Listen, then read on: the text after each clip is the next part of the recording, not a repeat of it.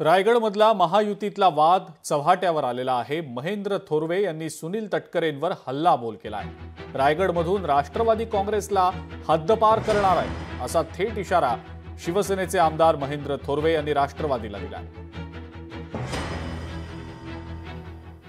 नेमका श्रीवर्धनच्या बाबतीत जो मुद्दा उपस्थित केला तो काय केला हे माध्यमांना ऐकायचं। राज्यामध्ये जरी शिवसेना, भारतीय जनता पार्टी, राष्ट्रवादी अशी जरी त्या ठिकाणी युती असली तरी आगामी ज्या पद्धतीची निवडणूक विधानसभेच्या निवडणूक आपण साऱ्यांनी पाहिला की कशा पद्धतीने तटकरेंनी या मतदारसंघामध्ये शिवसेनेची या ठिकाणी अलायन्स असताना सुद्धा आमची सीट पाडण्याचा प्रयत्न केला, भरत शेठची सीट पाडण्याचा प्रयत्न केला, महेंद्र दलवींची सीट पाडण्याचा अलिबागला प्रयत्न केला।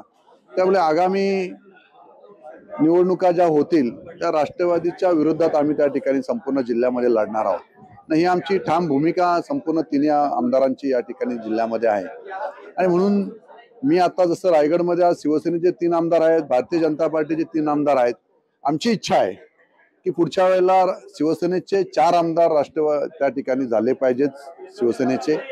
आणि जी का श्रीवर्धनची राष्ट्रवादीची जागा आहे, राष्ट्रवादी जिल्ह्यातून हद्दपार झाली पाहिजे अशा पद्धतीचं काम आम्ही संपूर्ण रायगड जिल्ह्यामध्ये शिवसेनेच्या माध्यमातून त्या ठिकाणी करणार आहोत।